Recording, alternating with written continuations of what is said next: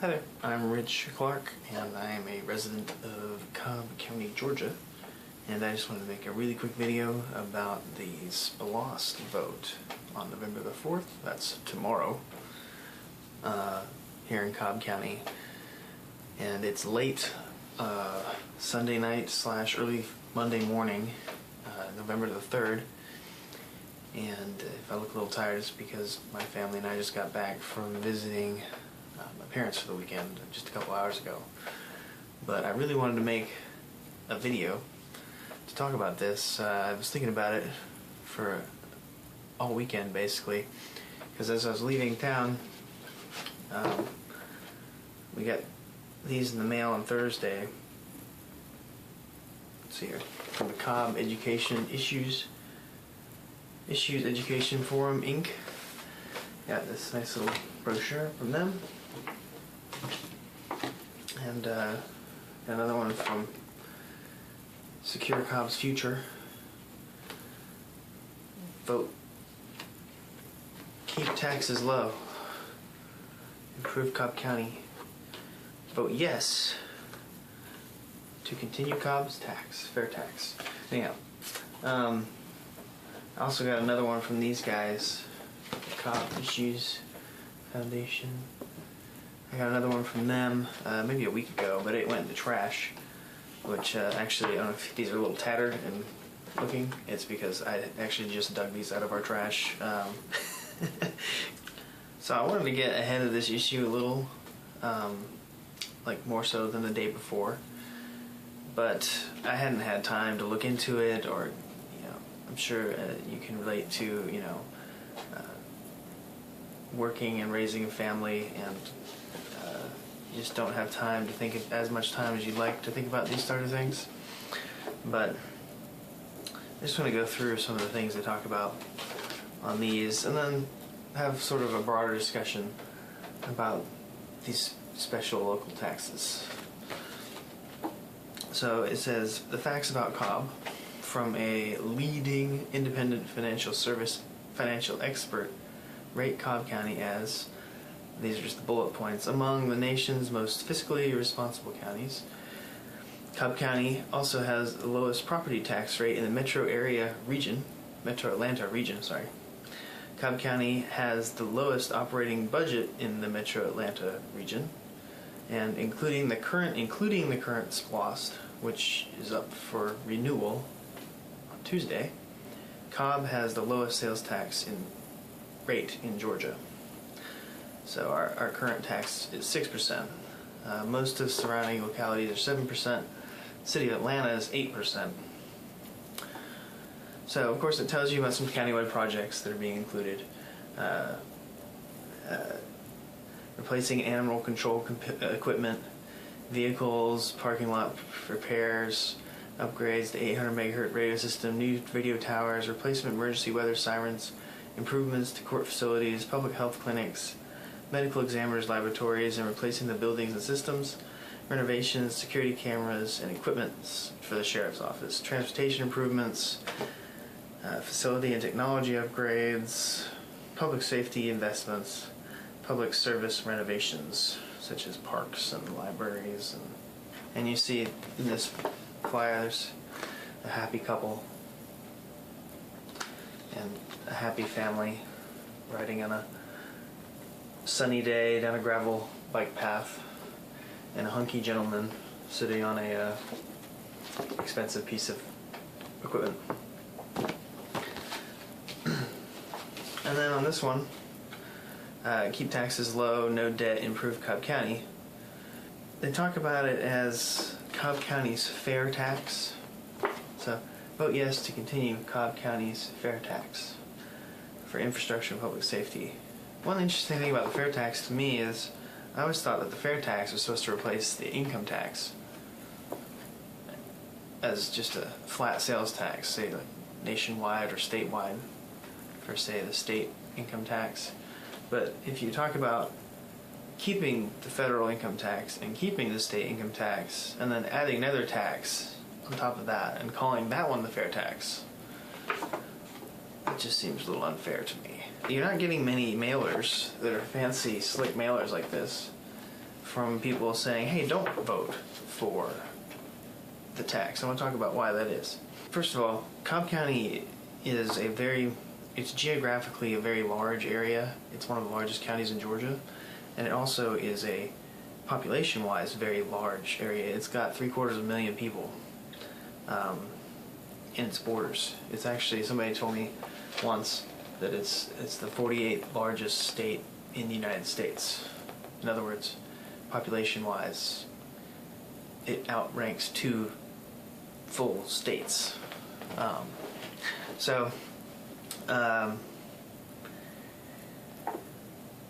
To mail something like this to, and I'm sure not everybody who lives in the county got one of these, but to mail one of these to, say, just every registered voter in the county,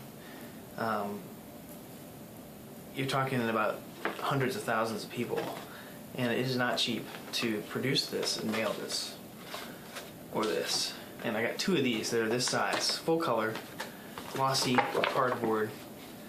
So you're talking hundreds of thousands of dollars probably just on this one mailing. And then you're talking hundreds of thousands perhaps on the other mailing as well. So I'd say it's safe that they've done 2 mailings with things like this. It's safe to say they've spent well over $100,000 on this effort, if not more. And so, why is somebody spending $100,000 to implement a sales tax? Well, the reason is kind of obvious, and you know what the old saying is: you follow the money. Follow the money. So who are the Cobb Issues Education Forum Incorporated? Who are they? Let's go to Google. So I Googled them, and I found a post from yesterday in the Marietta Daily Journal that the CID approves $50,000 for voter tax education. Okay.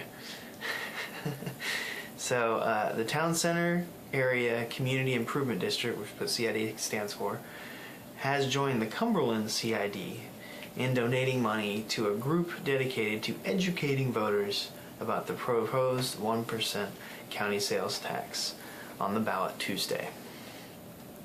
The board's contribution follows a $150,000 donation to the group in September by the Cumberland CID. Okay, so we're talking $150,000 from the Cumberland CID, and then this new donation of $50,000 from the Town Center Area CID. So that's $200,000 in donations. So what are these CIDs? I didn't know. So another Google search helped me out with that. And I found, well, I just went to the Cumberland CID website. I'll just go to the About Us page. Cumberland Community Improvement District. It's Georgia's first CID, a public-private assessment district in northwest Atlanta. So it's in the Cumberland district. So, you know, that's Cobb Galleria and that area right off 75 and 285. A mechanism by which local commercial property owners advance needed infrastructure projects that enhance property values as well as the greater community. So the CID strategy is, rather than funding new projects in their entirety, the CID prefers to leverage its money by funding preliminary engineering and design. When construction money becomes available from the feds, state, or county, the advanced CID projects are ready to go.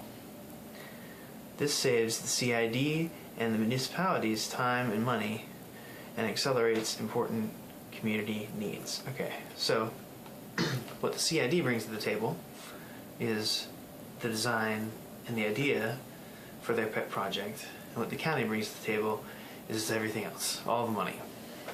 So you can see why they might want the county to have a little more money on their hands. The folks in the CID and the Town Center CID is similar. I'm not saying that these entities are not beneficial, but let's just say this is a group of individuals who have a vested interest in improving this area, or else they wouldn't be doing this. Which means that if they're interested in improving property values in the area, you can go ahead and assume that they probably own a lot of property in that area. I mean, it makes sense.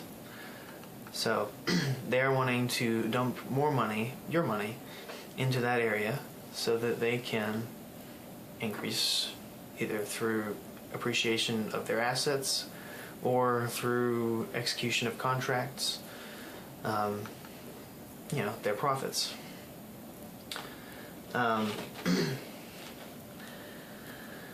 Secure Cobb's Future, which is this group, not nearly as pretty a flyer. I gotta give the prize to the Issues Education Forum on the appeal of the flyer. But a simple Google search of them finds that Advocate Committee for $750 million Cobb SPLOST formed September 3rd, 2014. That's when the story was issued. So again, early September. This is a group of, a pillar of the community established September 2014, or maybe late August. It's comprised of a few lawyers and a member of the South Cobb Redevelopment Authority. The press release was sent to the MDJ, Marietta Daily Journal, by a gentleman named Jeremy Brand, who was a political consultant for the Cobb County Commission Chairman Tim Lee in his 2012 re-election campaign. So here we have ties in this organization directly to the Board of Commissions, directly to the chairman of the Cobb Commission. In the story about Secure Cobb's Future, MDJ at least has a blurb from the anti-SPLOST movement, from Lance Laberton of the Cobb Taxpayers Association. And unfortunately, for Cobb taxpayers, the county has become overly dependent on the SPLOST and is using it to pay for routine maintenance items which should be budgeted through other revenue sources. It's shocking to think that something like 98% of Cobb's Department of Transportation budget is dependent on SPLOST. Instead of being a special purpose tax, it has morphed into a permanent one. So those are good points. What I'm known for in Cobb County is probably, for a time, political activism within the Republican Party, kind of culminating in me being a delegate to the national convention that nominated the Republican nominee in 2012. So, it occurs to me, having that background, that there should be another organization in the county that's against the SPLOST. That would be, they're supposed to be for lower taxes, smaller government, but what do they call? Oh yeah, the Republican Party. But I'm on their mailing list, and correct me if I'm wrong, please, but I've not really seen anything mentioning anything about voting no to the SPLOST, which is essentially voting yes to lowering in taxes. Silence, nothing. All I get is little emails every day reminding me to vote for whoever has the R next to their name, which, that would also include the chairman of the Cobb Commission, Tim Lee, and half of his buddies over there. But one thing about, if I want to go back to the Cobb Issues Education Forum, and really it's the case of both of these entities, is that they're both private entities. They aren't anybody can send out anything to anybody in the mail, and they don't have to disclose who their donors are, and they're not required by law to disclose who their donors are. The CIDs just made public announcements that they were donating to these, but other than that, any other money that comes in from anybody else is unknown and anonymous. And they've been asked by the media to disclose voluntarily their donor lists, and they have declined. They say because financial reports aren't available from the Cobb Issues Education Forum, the source of all the group's funding is unknown. Susan McCoy, an East Cobb attorney, said she thinks the group is being unnecessarily secretive. They're lobbying and campaigning to have public money, so why shouldn't they show the sources of their funds? I think it's highly suspect, McCoy said. Again, not illegal, but she's got a point. And she also said, I think the difference between education and advocacy is a very fine line, and I believe the only difference between educating people on SPLOST versus advocacy is the flyers don't say, vote for the SPLOST, McCoy said. In education information, the way it is set up is that it's educated people in such a way that is pro-SPLOST. When I think education, I think of, at least, kind of looking at both sides of the argument and taking them in on the merit. I don't think of just blindly vote yes based on emotional triggers such as, happy families and beautiful men and beautiful women, things like that. So to sort of sum up, the overall theme of this guy is fiscal responsibility and low taxes, good. Don't lower taxes and spend lots of money on new stadiums, and don't forget little Johnny has got to go to Harvard, and these bikes ain't cheap, so gotta keep my government contracts rolling in. Thank you, Cobb taxpayers. And then this one is great. Overall theme is we can agree that local government should build, improve infrastructure like roads and bridges and fund police, fire, and emergency services to keep our families safe. That's why we must continue Cobb's fair tax, the SPLOST, to fund infrastructure and public safety without debt and without tax increases. If you think that's what the government should do, then it should do it on its normal operating budget, not a special local option sales tax.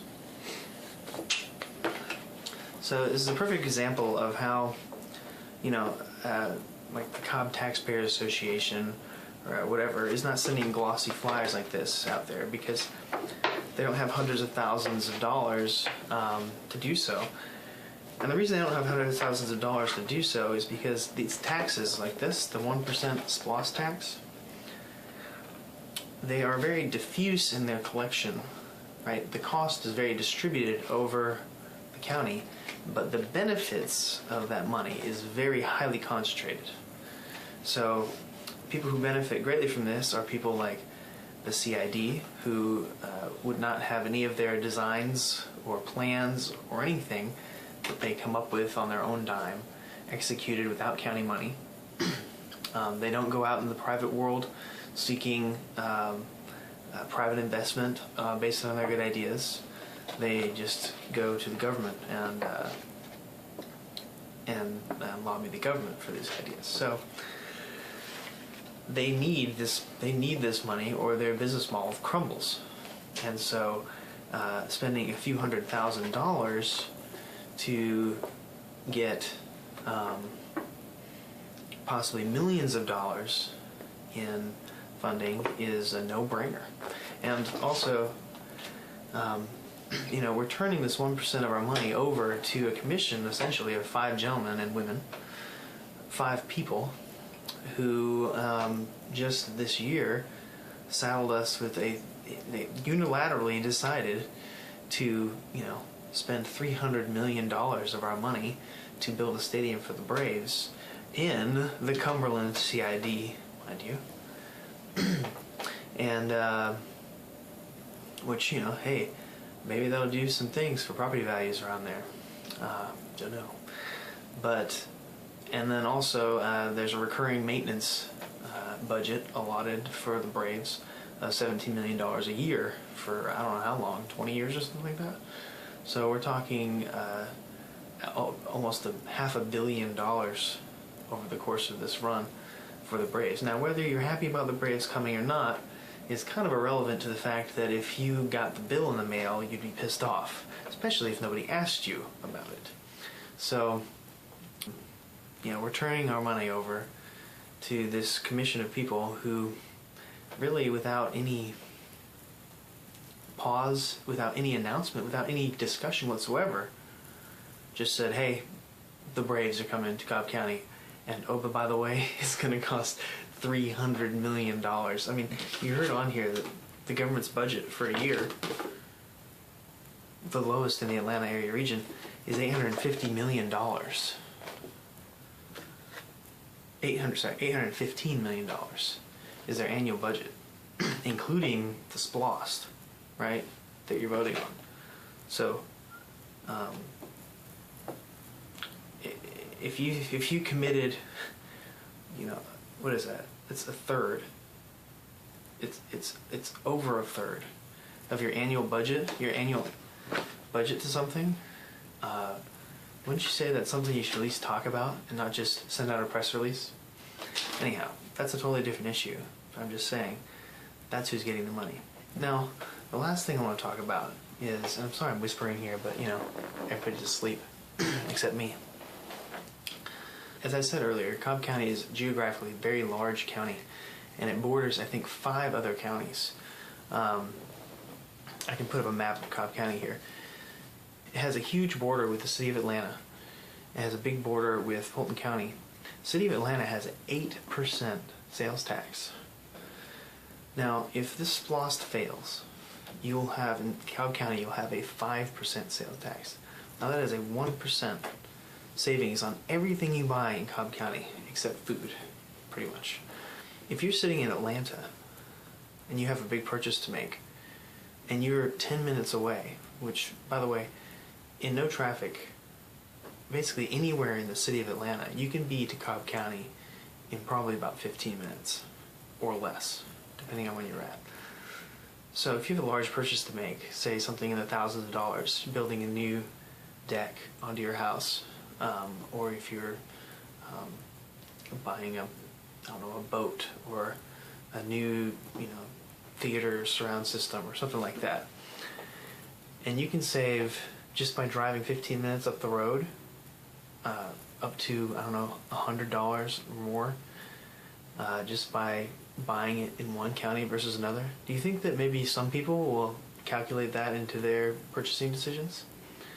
People respond to incentives. Discover Card, for example, my parents use the Discover Card almost exclusively because they get 1% cash back on everything they buy with Discover.